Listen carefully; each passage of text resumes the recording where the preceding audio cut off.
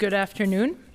Welcome. My name is Lene Palmisano, and I'm the chair of the Enterprise and Labor Relations Committee. I'll call to order our regular meeting for June 15th, 2026.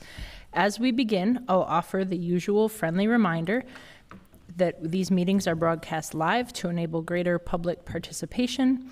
That includes real-time captioning as a further method to increase accessibility. So please be mindful of the rate of your speech so that our captioners can fully capture and transcribe all comments for the broadcast. So I'll ask the clerk to call the roll. Councilmember Vita. Present. Schaefer. Present. Stevenson. Present. Chavez. Present. Shugtai is absent. Vice Chair Whiting. Present. Chair Palmisano. Present. We have 6 present. Thank you. Let the record reflect that we have a quorum. I'll remind my colleagues that we're using speaker management, so please sign in, and I will also sign in so I can see and call on people accordingly. Let's start with our consent items. I'll read them for the record. Item number 1 is a legal settlement with Federal Insurance Company versus Foreign Network Solutions. Item number 2 is a resolution of a legal settlement John Clausen versus the City of Minneapolis. Item 3 is a resolution approving election judge and deputy city clerk appointments for the primary, which is August 11th of this year.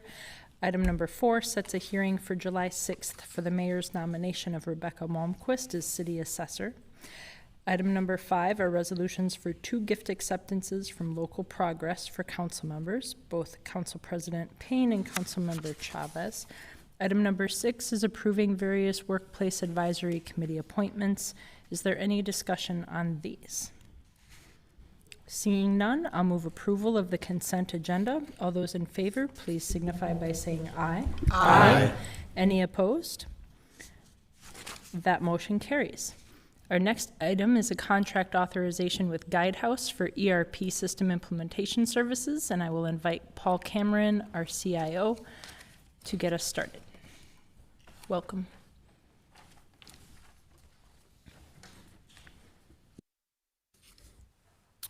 Thank you.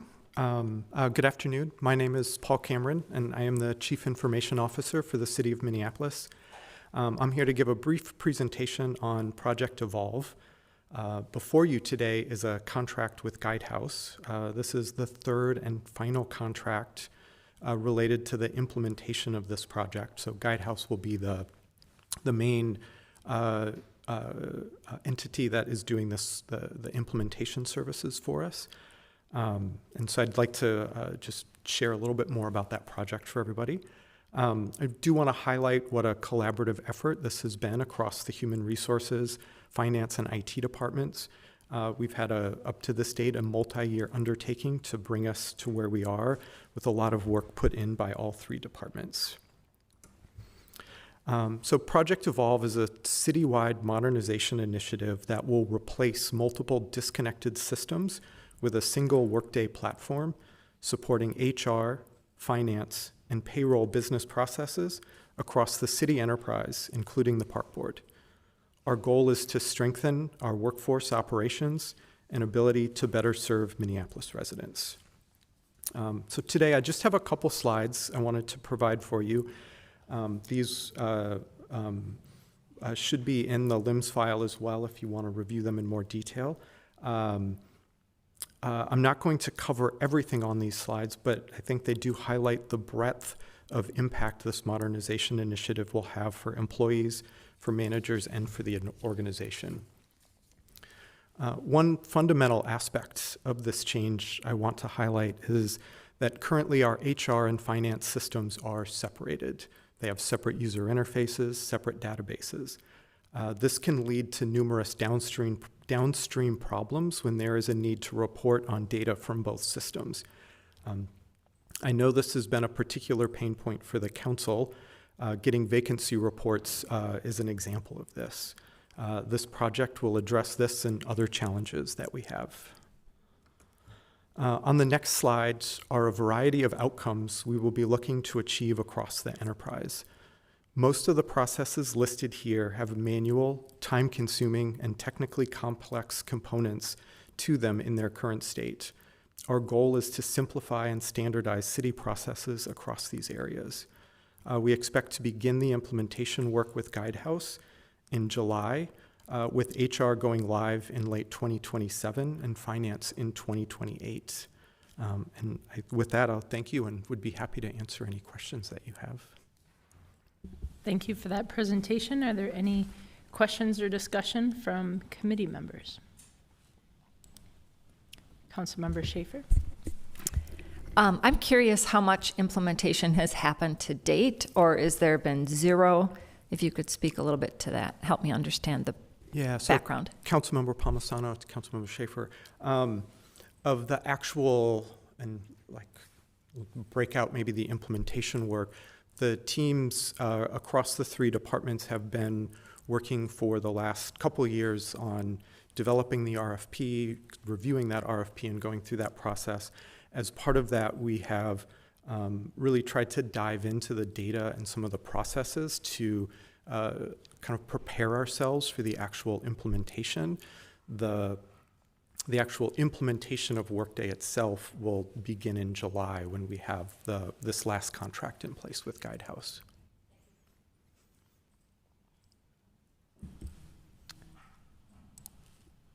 In case I'll add a little filler in case anybody else has any questions. I know this might seem mundane, but it actually is really exciting for the city enterprise. Agenda setting, it was called the sexiest unsexy project happening around here. We've needed this kind of a software platform for years. I've been hearing about it for over a decade. It really allows our different departments to finally speak with one another. I know you'd think we'd already had that, but we didn't.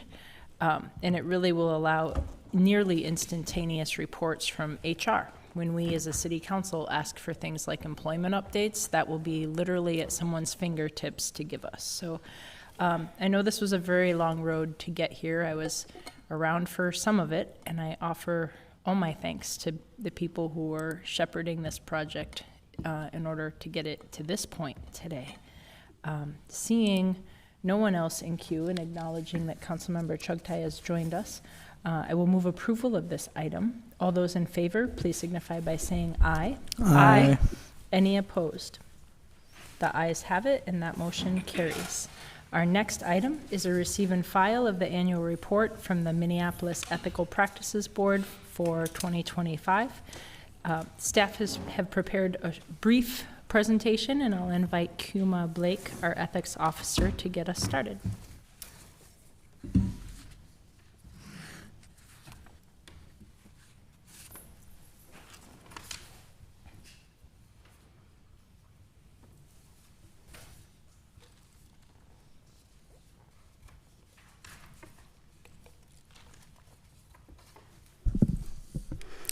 Good afternoon, Madam Chair and committee members. I'm Kuma Blake. I'm the designated ethics officer for the city of Minneapolis, but today here I'm in my capacity as staff to the Ethical Practice Board and to present their annual report for 2025. So this presentation is structured in two parts. The first part is going to give some background information to understand the annual report, so the ethics program and the overview of the Ethical Practices Board.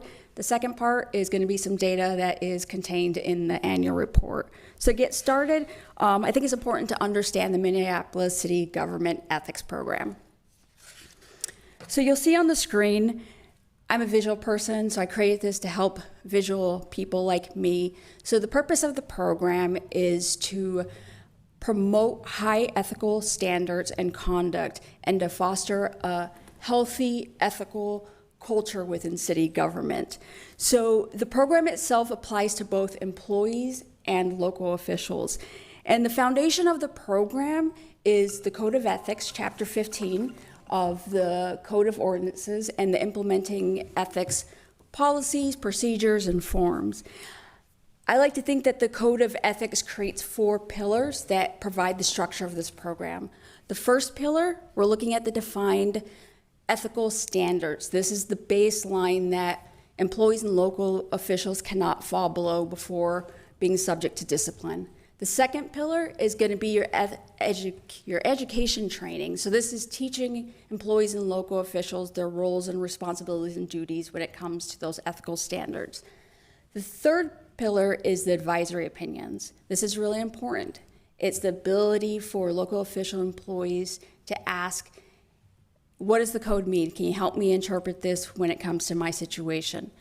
The fourth pillar is accountability. We're looking at, the ability to report any violations, investigating, and then any accountability based on those results.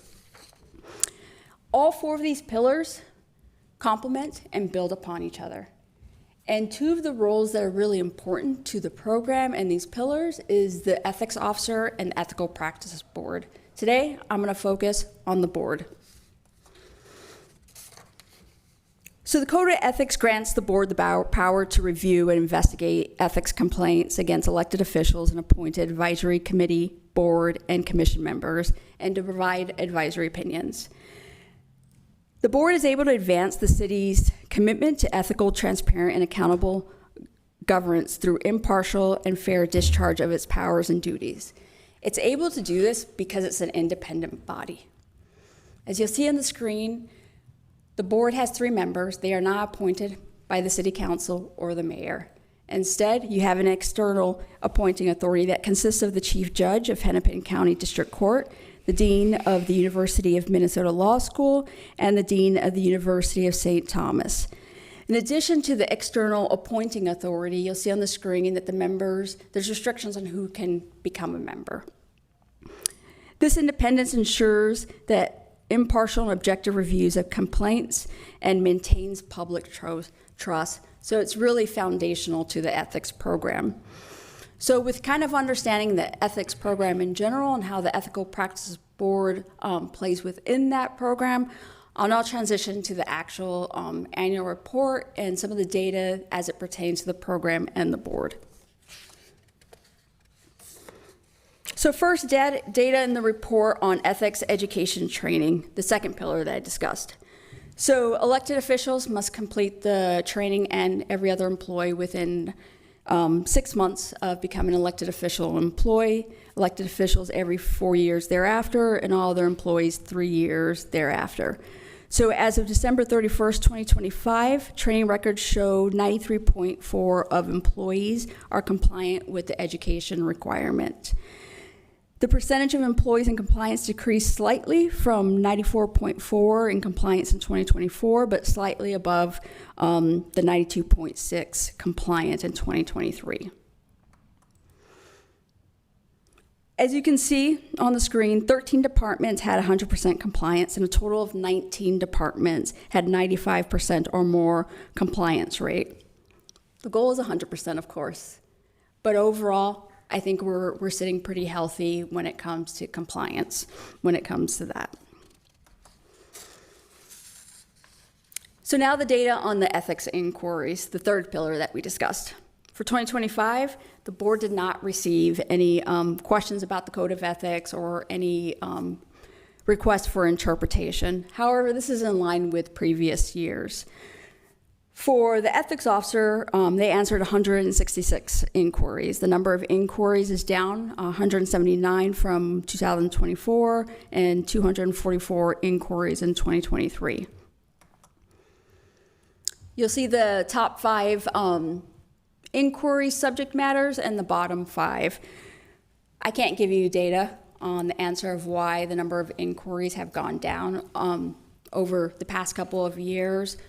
It could be as simple as whoever the designated ethics officer is, how they define an inquiry is how it's calculated, might be one of the overall. But I think overall it's encouraging that people are still seeking advice. Finally, data in the report on complaints, the fourth pillar. As mentioned earlier, the board has jurisdiction over complaints as it pertains to elected officials and any board or commission members. So for 2025, the board reviewed 16 complaints falling within its jurisdiction. On this screen, you'll see an overview of the board's actions on those complaints. For comparison, I would like to highlight data from previous years. In 2024, the board reviewed 9 ethics complaints, None of the complaints resulted in a recommendation for discipline or other action. In 2023, the board reviewed 10 ethics complaints. None of the complaints resulted in the issuance of a recommendation for sanctions. So overall, the board's action on complaints in 2025 is comparable to the previous years. So overall, the annual report shows that the Minneapolis ethics program is doing good. As a designated ethics officer, I'm tasked with promoting the city's ethics program. So I'd be failing in my job today if I didn't leave you with a challenge. I challenge us to be exceptional and not just good. Meaning, do we have the highest standards established in our code of ethics? Do we have a strong system that supports those ethical standards? And so I think as the months come, years come, I challenge us to look at beyond of just meeting the basic standards, but how do we improve? How do we get better? How do we set the example for other city governments, for state and the federal government of what it is to be a top-notch city? Pending any questions, that completes my presentation. Thank you. Thank you for that presentation. I'll kick it off to allow others time, if they need it, to get in queue. On slide 5, you were noting not a 100% compliance rate for our ethics education training, which is mandatory. What is the recourse for employees who don't complete it, or is this perhaps a point in time look and people haven't had 6 months to yet fully get on board, and that's why they haven't completed the training? So my understanding regarding the 6 month, the report that is pulled, it's already built within it to not put those people as not compliant because they're still within that window of 6 months. So they shouldn't be captured in that data. Regarding recourse, I just took over as the designated ethics officer in January. So I can speak to what my goal as the designated ethics officer is for this year and before we get to the annual report. It's when we're getting close to the end of the year and we send out those annual reminders of, hey, you're overdue, you're not in compliance, is to really get the department heads and the enterprise leadership on board and to get them involved in the process of trying to get us to 100%, because that is my goal for the next annual report coming up, is that we are sitting at 100%. Yeah. Thank you. I want us to take it seriously. On slide 8 for the categories of complaints, is that a pretty typical breakdown? For the categories or For the for categories. inquiries or complaints? The categories of about this many of this type, about this many of this type. I was talking about the top 5 and top bottom for inquiries. Yeah, that's pretty in line with the previous years. You might, depending on when like election cycle is maybe coming, you might, some might jump up more than others, you know, political activities, things like that. But I think it's pretty comparable. Thank you. It's not a flashy position to be the ethics officer either, but thank you for taking on this role. It holds us all accountable to our employees and also to ourselves. I appreciate that. I'm not seeing anybody else in queue. I'll take a quick look. James, Councilmember Whiting, is that you? All right. That's all. Thank you very much.